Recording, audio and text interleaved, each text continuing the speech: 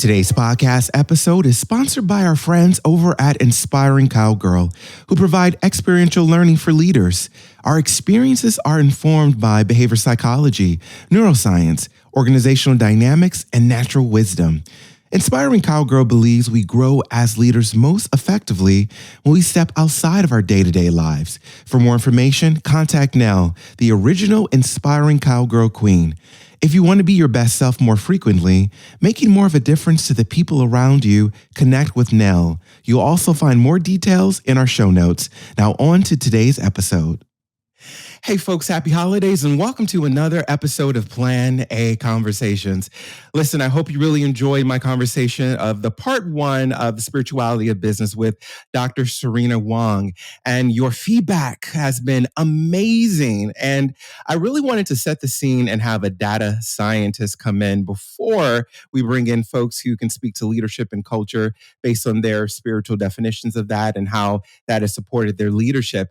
Because 9 times out of 10 in my work as a transformation and change coach, the first question I get from anybody that is soliciting my services is, how can your work support the bottom line of our business? Now that we had a data scientist who does people analytics in a global role come in and set the scene with us and let us know what those numbers and stats are and how she's using that to inform her leadership, we now can go ahead and graduate to the next level. I'm so excited to welcome today's guest for a multitude of reasons. And before I get into those reasons, I like for my guests to introduce themselves rather than me introducing them. The gentleman on your screen that you are seeing, the voice that you're about to hear if you're joining from our audio platforms, is a good friend and colleague, Peter May. Welcome, Peter. Clay, it's absolutely wonderful to be here, and I'm so much looking forward to this conversation. Oh, great, Peter. I'm excited to have you here. Now, listen, Peter, how do you describe the work that you do before we get into how we've met and the nuances of our growing friendship? What is your work and your role in the world? Well, the work currently, Clay, is working as a leadership coach and consultant. That's what I'm now doing. However, over the last number of years, I've worked at very senior levels in organizations in a human resources capacity. So as a CHRO or Chief Human Resources Officer in different organizations, largely professional services firms and in law firms as well. But now I find myself working independently as a leadership coach and consultant. All right, as a leadership coach and consultant. So listen, people, here is how I started to engage with Peter. A really good friend of ours, Neil Jacobs, invited us to a learn and share with the global head of the Lego Group for Learning and Development. And during the course of that conversation, I was trying to figure out a way to back up a point I was trying to make. And I could not think of anything except for a course that I took in seminary called Cultural Hermeneutics.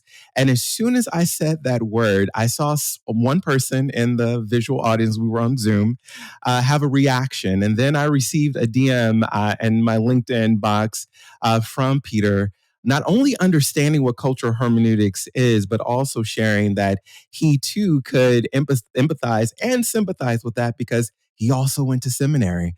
So Peter, I would love if you can just walk us through, first of all, how did you wind up in seminary? What was the impetus for going there? And how has that informed your leadership? Multifaceted question. You can take it any direction you like. Oh, thank you, Clay. So, yes, like you, I was in seminary, and I did that in Australia. I was studying to be a Jesuit priest. So it was obviously in the Catholic institution of the church. But what took me there, Clay, which is really the essence of your question, is that when I left high school, I had this desire to be engaged spiritually or religiously. I didn't quite have the definitions or the understanding then. And I did a retreat over the course of a week at the Jesuit theology house just outside of Sydney. And I had a retreat director who said to me, he wanted me to pray for a deeply felt religious experience. And I had no idea what that meant. And I had no way of really accessing any understanding of what that meant. But I said, okay, let me just do this, see what happens. And I prayed and I prayed and I prayed and I prayed and I prayed, and absolutely nothing happened. And when I gave up on the praying, as it were, and I was out in the woods just at the back of the institution, I had this amazing experience when I felt connected to myself, to the world, to others, and my understanding at the time was a connection to God. And what the actual physical experience inside my body was an experience of having my heart strangely warmed. And I use that Hmm. phrase quite deliberately because this is not my phrase, because I came across that phrase many years later. And Mhm. John Wesley, who founded the Methodist Church with Charles Wesley in the UK many centuries ago now, had used that phrase himself to have his heart strangely warmed. And I thought, aha, that actually makes sense of my experience. So it wasn't until many years later, having had this experience, being praying for these things, that something like that actually that happened. But then I made sense of what happened many Mm. years later. So yeah, that was it. And so that actually then took me, that experience, as it were, took me into studies to be a Jesuit priest at the time. And I was there in the institution for about 5 years or so. Yeah. And so then was your impetus to become a priest? How did you want to utilize your degree? Well, that experience was a thing that really was the impulse that took me into study at the time. Mm. But by this stage, I was in my late 20s. I'd already had gone to university. I'd studied economics, accounting, and law Right. at the University of Sydney. I'd worked for a number of years at Price Waterhouse and become an auditor. But this sort of experience that I had many years earlier sort of really shaped me in a very profound way. And I said, you know what? I've got to do something with this experience. I need to sort of step into formal training here. It was a Mm. difficult decision to do that, but I did it. And I then trained for about 5 years in philosophy and in theology. Yeah. Okay.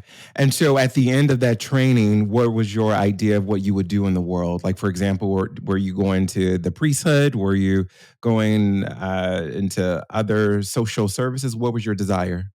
Well, the desire really was to go into the priesthood. That was the desire. That was, in fact, what the training was actually about. And then about 5 years into myself, I did do this constant self evaluation, which you do as a Jesuit trainee, as it were. And I said, you know what, I think my highest and best use is actually back in the world, uh, Hmm. sort of thing. Although that is still in the world, but a more not in a formally religious way. And I decided to go back to university, back to school, and to study history at the University of Melbourne. That was my second degree, and I did studied history then. In across different aspects, and from there, I then re-entered the regular, what I call the regular workplace, the sort Right. of stuff we are now doing. Yeah, yeah, Yeah. The reason why, Peter, I think that's so profound is because it's been sort of a similar experience to mine. I uh-huh. went to seminary, Princeton Seminary, in hopes of becoming a pastor, and I had this deep desire, and I knew that that's the work that I would go. But towards the end of that journey, and a former PhD seminarian would tell the first years, make sure you're able to endure the wilderness experience because your beliefs, your thought processes, and everything you ever thought to be true is going to be destroyed, but you'll pick it back up at the end of your time, and you'll have a Mm, clearer direction of how you may want to utilize your work and your call in the world. And immediately at the end of that, I knew that I did not want to be a pastor, but I wanted to take my theological training and utilize spiritual accessible gifts and wellness practices to support other people. And I yeah. tell folks all the time because many people don't understand the kind of experiences that Mhm. seminarians can have and how it can be utilized for the greater good and leadership roles and that kind of thing, the importance of that. And so, if someone is listening to this podcast who may have a similar interest or inkling or exploration that they're interested in, would you advise them to think about seminary? It's a great question. It's a really good question. Um, I think the impulse, what I would encourage them to do is to really sift their experience, to try to understand their lived experience, to understand the impulses that are there, the desires that are there, the aspirations that are there. Because I do think that one's spiritual life takes us in multiple directions or has multiple possibilities assigned to it. And I think it absolutely could include formal theological and philosophical learning, which may include the seminary, but it may not. I'm so aware, Clay, these days that people find spiritual expression in so many different dimensions. I really do. But I do still think that formal seminary training is a really viable option for many, many people, because that field itself is so much more open now than it was when I went there. Yeah. And also in the confines or the definitions of a Catholic formation, it's still very much limited to men. Whereas these days, of course, as it should be much more open to so many different people with different perspectives and different genders and different sexuality, different sexual expressions, et cetera, et cetera, et cetera. And I think that's where it's much more open now than it was when I went there. Yeah. Yeah. And speaking of spiritual expression and allowing that to support you in the work that you've been doing, Peter, you have had senior leadership roles for global organizations for well over 20, 30 years. How has your spiritual practices or understanding of spirituality supported your leadership roles and how you lead? It's a great question, Clay, and I think it has had a profound impact on how I turn up to the job. Profound. I think one of the things that I'm very grateful for in my training as a Jesuit was that it is profoundly about seeking truth, or however you define truth, how a person defines truth. So when I was training there, it was about one's own personal theology, philosophy, truth, as it were. And it was profoundly oriented towards truthfulness.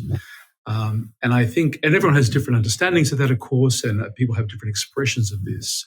But I think that for me had a profound impact. But the other thing too that is encompassed in that training is you do a 30-day retreat in silence to allow one's openness to occur, to the spirit, to God, to the world, to the universe.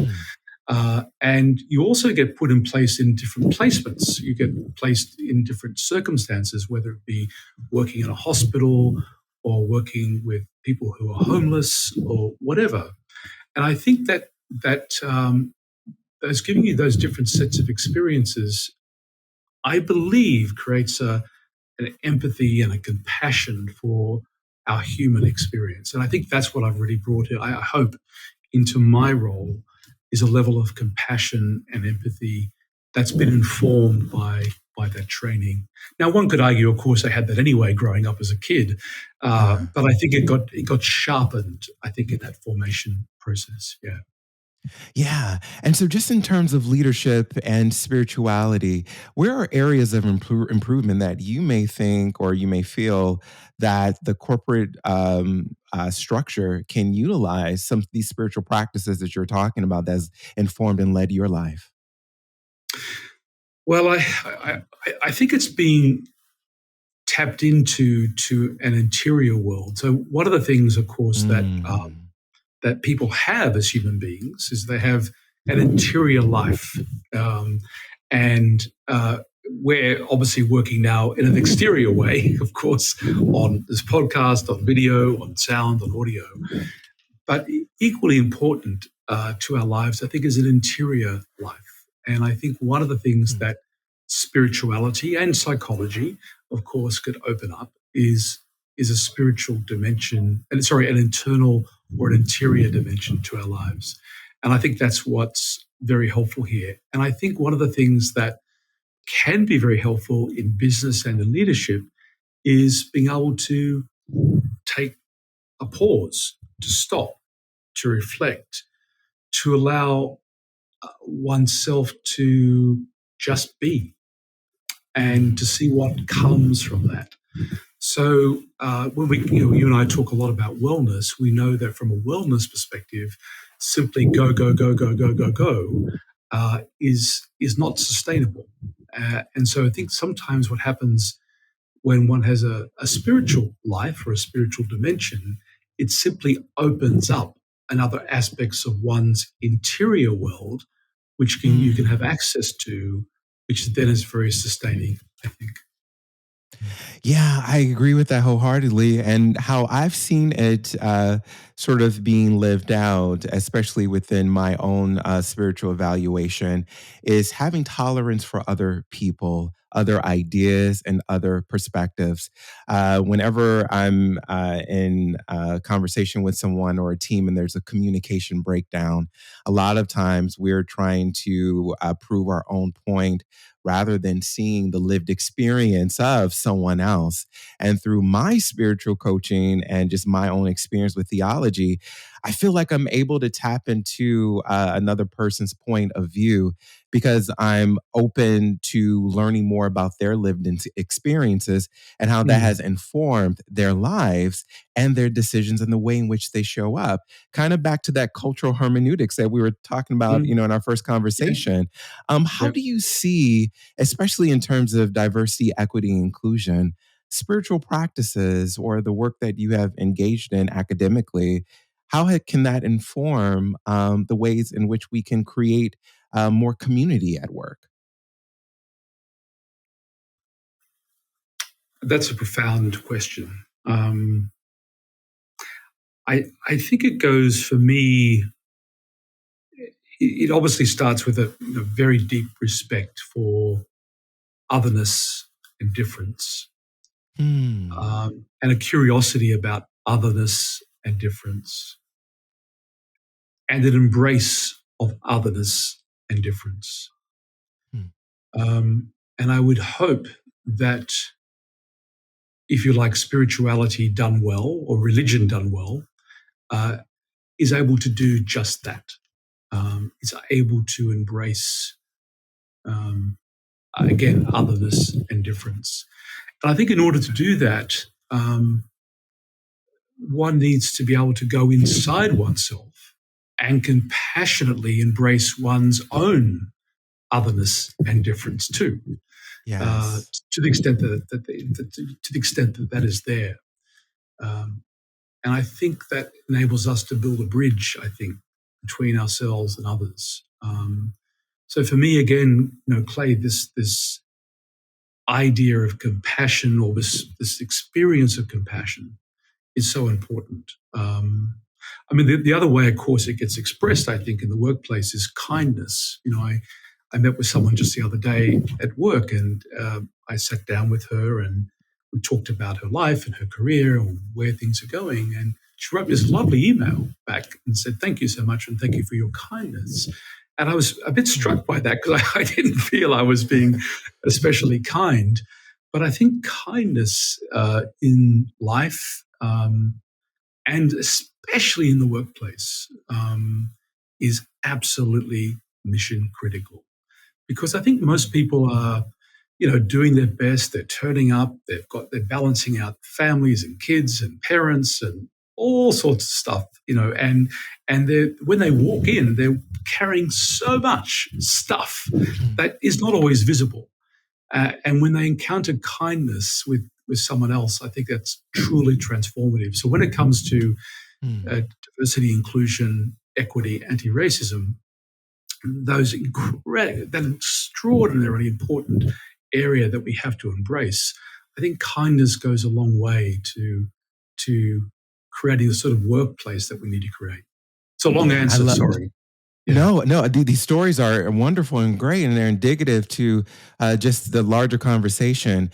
What I love about that is when I'm working with execs and teams, I always ask them what are their practices and rituals, and even something like incorporating kindness as Mm. a daily practice and a ritual. It may seem like a mundane thing or a basic kind of idea, but if we practice that more and more, imagine the level of connection that we would have, especially in the story that you gave. Peter, I'm Yeah. really curious to know, just in general, throughout your years of senior leadership roles, What have been some of your spiritual practices and rituals that have supported you in showing up as a leader? And a follow up question to that is, what are other maybe practices that you would like to learn how to employ as you continue to lead in the new year?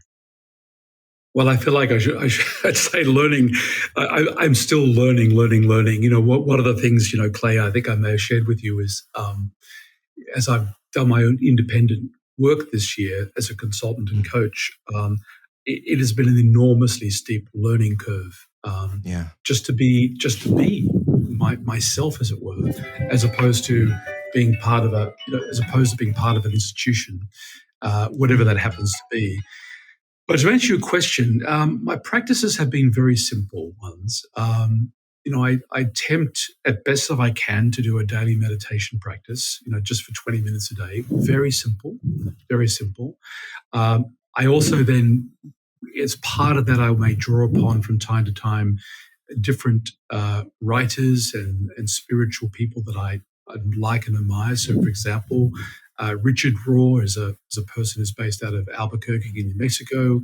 He runs a center for action or contemplation and action, and or action and contemplation, I should say. And there's just a daily meditation that he sends out. So I find that wonderful to sit with and then to take into my own meditation practice. mm, The other thing I try to do too is just to read extensively in this area for me, and that has ranged over the years from everything from the sort of things I'm talking about. So, for example, Richard Rohr's work there, but also picking up more recently some of the Christian mystics, whether it be Julia Norwich, Meister ah, Eckhart, also. More recently, looking at some of Matthew Fox's writings as well. Very, very helpful for me to be informed. But the other thing too that's informed me too is some of the work coming out of a psychoanalytic tradition too, and mm, a Jungian psychology tradition. So the work, for example, of I find very profound is James Hollis's work, who's a Jungian analyst, but also from a psychoanalytic point of view, some of the work done by Adam Phillips out of the UK is also wonderful. So lots of things there for me that inform me. Um, I'm not reading too much, although I do read some of the stuff coming out of Harvard Business School, but probably less of that, to be honest with you, but much more in terms of the fields of Jungian psychology, psychoanalytic thinking, and spiritual thinking, and some of the mystics as well. So yeah, all that stuff informs. But the only way it makes sense for me, though, Clay, to be honest with you, is to sit down in silence and to undertake some sort of meditation practice and prayer. Yeah. mm. I love that. To undertake some kind of meditation practice and prayer. And again, going back to that level of developing some kind of spiritual, some kind of ritual and practice to support your well being. Peter, you said something Yeah. that I thought was really interesting. The transition that you've made from these Mm. senior leadership in-house roles to now being on your own. What has been one of your greatest learning lessons within this period of time from being in-house to now being your own house as you were with your own practice? Well, I've reflected a lot of that question, Clay, over the course of the year. I had this realization that, like many of us, I've been basically part of an institution probably since the age of 3. So, obviously I have my family, but I was basically in a preschool from the age of 3, and then I Mm, went to school, and then I went to high school, then I went to university, then I got a job, then I went to the Jesuits, then I went back to university, and then I've had a job for many, many years. And so this is the very first time, in a sense, that I'm just more by myself or more independently. I've always been part of these structures, right. um, uh, formally part, and I've absolutely loved being part of a structure and working with people and co-creating stuff. In a wonderful experience. But now it's just me, in a sense, co-creating in a different way. And there's Right. still plenty of opportunities for co-creation, but I'm less held by the institution and more Mm, just held by my own sense of self and my own sense of spirit, as it were. So that's been the learning: is how do I do that? How do I be in the world without turning up to a place, as it were. But now I have to turn up to myself and turn up to others in a different way. So that's been the big learning for me. And when people ask me how it's going, Clay, I say, well, I'm learning. I'm just learning. And going back to your earlier question, I'm also learning how to evolve my sense of self and my spiritual life in a very different way. Yeah. Your sense of self and your spiritual life. A lot of leaders are, I believe, at this point, seeking to understand what does that actually mean and what does that process look like.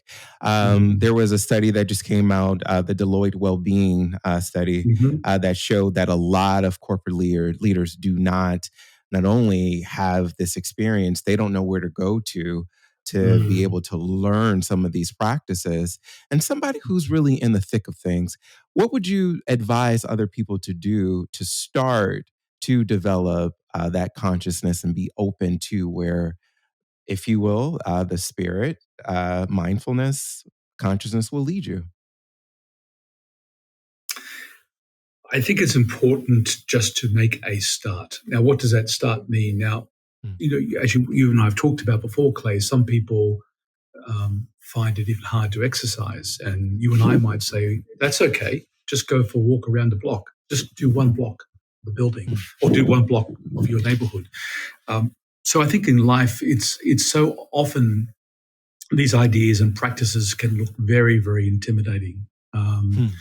So I do believe that if one simply says, you know what, every morning I get up and I have my cup of coffee, I'm going to spend 5 minutes just being silent, just listening to what's happening inside the house, outside the house, inside the apartment, outside the apartment, just listening. Now, of course, the spiritual masters would say, well, you have to follow your breath and to get tuned into your breathing, which is a very powerful way of starting, even for 5 minutes. But I think if people just need to start, I would say just find 5 minutes a day. I'd like in the mornings, just to refresh the day. And I think the other thing I would add into that is, you mentioned this already, Clay, is expressing gratitude. I think gratitude is a really amazing spiritual practice, human practice. And I think there's so much to be grateful for. I think spending 5 minutes in silence, expressing gratitude is a place to start. I really do. Yeah. Really Yeah. do. I agree with that wholeheartedly, Peter. In a couple of minutes that we have left, I'm really curious to know, as you're approaching 2023, so many people are thinking about resolutions, they're thinking about, new intentions and what they want their life to be, because we're living sort of kind of in a post-pandemic world, and the idea of work and home have seemed to become intertwined into one, where we're able to make a little bit more conscious decisions about how we want our work-life balance to be. If someone is thinking through how to incorporate a healthy practice for the new year, how would you advise them or offer guidance and to be able to start to think about that process? Well, for me, Clay, it's about conscious choice. And you are right that those lines between home and work have blurred substantially over the pandemic. People were rolling out of bed, turning on their computer, rolling back into bed at night, turning off their computer, or not even doing that. So there is this merging that has taken place and still takes place. And I think what that does is to create enormous pressure on people, in fact. So for me, Clay, it's about making a conscious choice about turning on the computer, doing the emails, picking up the phone, looking at, if you are on social media, looking at the social media in a very conscious way. I think so much of what we do is so unconscious. We just sort of go with the flow. We just go, That's do, right. do. And I'd say, again, pausing is important. But in this case, more than pausing, it's about saying, I'm now going to do this. I'm now going to do this. I'm now going to do that. And I think it's that conscious choosing, I think, Clay, is critically important, particularly as things have got much more blurry in people's lives and work lives and home lives. And speaking of that level of a blurry kind of reality and maybe not knowing how to incorporate some of the things that we're talking about, I was speaking with Dr. Wong in the previous podcast episode about how does she bring in some of these practices to the teams that she leads Mm-hmm. when you're trying to make sure that you are supportive of everyone's belief system, non-belief system. You want to be a little bit more Yep. inclusive. How does Yep. that work with someone? Go ahead. No, you're right. That's a big one. So I actually ran a workshop in Denver about halfway through the year, and I was with a leadership team there. And we had the typical leadership team stuff, and I ran through typical team profiles and these sorts of things. But during the course of the day, the human resources director for that organization, she said to me, push the limits a bit. Go be a bit more bold in how you're working with these people. So I did. So I basically ran two sessions where we basically ran a team-based meditation. One was simply focus on the breath and counting from 1 to 10 and over and over again. We did that one. And the other one was simply an awareness one about being in the space and being grounded in the space and being grounded in the planet.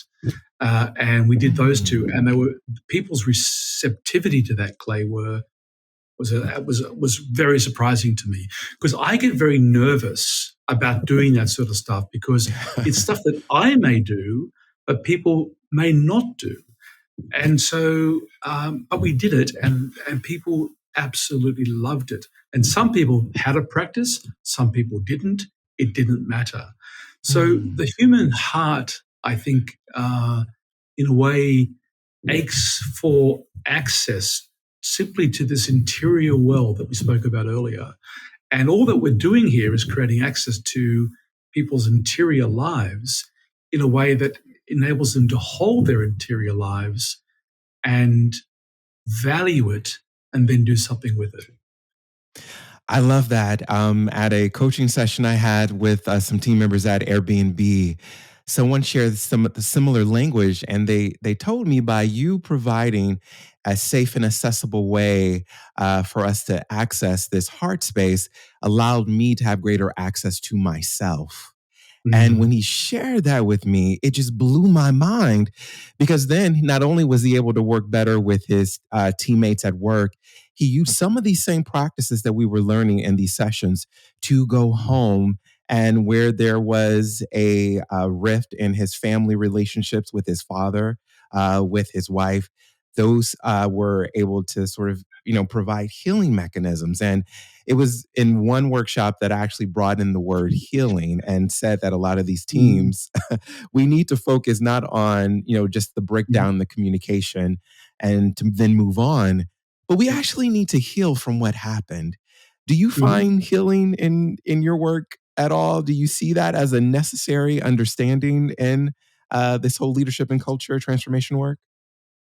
Without doubt. I think there are teams that absolutely do need some healing, and some don't. Some do not. Some haven't had things to deal with. But I remember working with a particular team, not in this country, elsewhere in the world, where things had really broken down very, very badly in the office. And I ran a series of sessions, and they really were fundamentally around healing. There was another team I remember working with where things had also become very fractious, and I remember just simply facilitating a dialogue where everyone had a turn to speak, and everyone needed to take a turn to say what was uppermost in their minds, and the job was simply to listen, to listen, to listen, to listen. And one of the things I think that can be extremely healing, Clay, is when people are actually genuinely listened to and not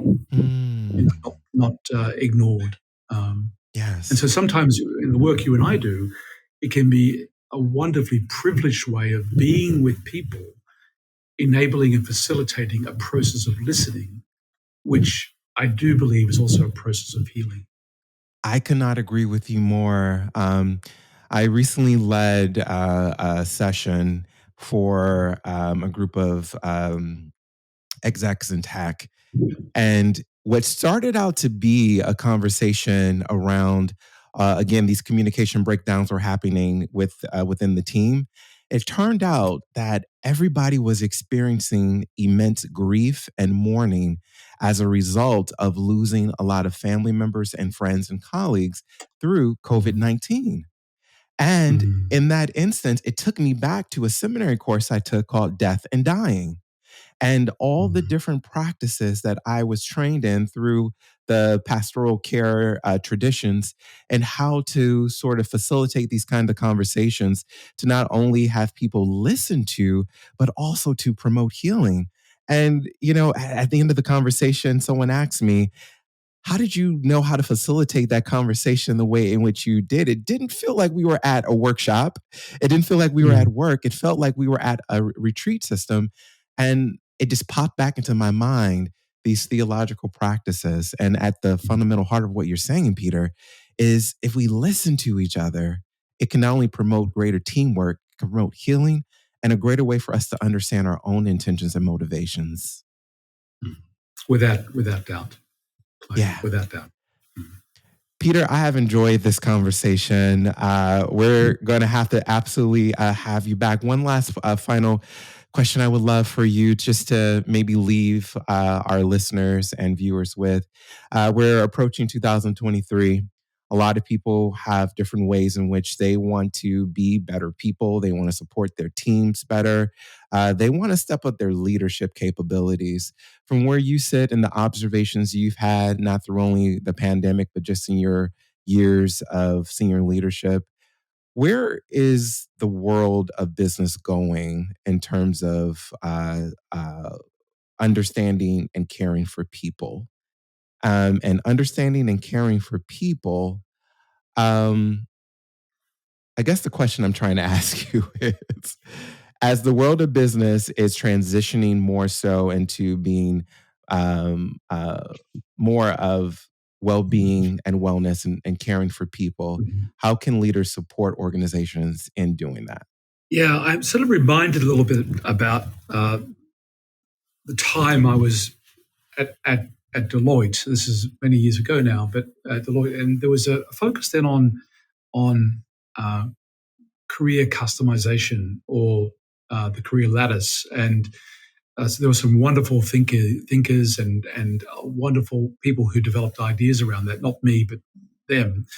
But the idea there, Clay, is that if we can customize, a bicycle, a suit, a car, why can't we customize people's careers? And so I Oh, think, yeah, so that's the concept. Not mine. It was actually something that Kathy Benko from Deloitte really pioneered at the time. And the idea is simply about saying, as we work with people and as we lead people, being tuned into who they are, where they are, what they want, what they have to balance in their lives, and how do we customize their work life in order to maximize their not their performance necessarily, but maximize their sense of well-being and their sense of self and their contribution to the mm, workplace. Then customization of that for them is something that I think organizations ought to be able to think about and deliver on. So I think that would be a very powerful thing, I think, for businesses to begin to think about. And a lot of organizations are doing that, of course. I mean, the way you see it mostly evident is around flexible working, remote working. Of course, that's important. But the idea of customizing people's careers is a much more sophisticated idea simply than that. And that's about working with people about what they need to dial up and dial down, as it were, in order for them to be at their best so they can do their best. Yeah. I love that. Taking a holistic approach to our the things that we need in the workplace and things that we can do to make our work more impactful. Peter, it's been such a great time to just sit with you and have Likewise. other people kind of tune into our conversations that we have very often. If someone is looking to learn more about your work or even hire your services, where can we learn more about you? Oh, well, I have a website which is extraordinary these days, being a independent person, but it's a very simple one. It's simply pgmay.com. That's it. All right, folks, I'll have Peter's information at the base of this podcast. Thank you again, Peter, for joining me today. Listen, you can learn more about me by visiting clayswilliams.com. And I'm available on all your favorite social media by the hashtag of Plan A with Clay. That's at Plan A with Clay. Remember, folks, Clay is with a K.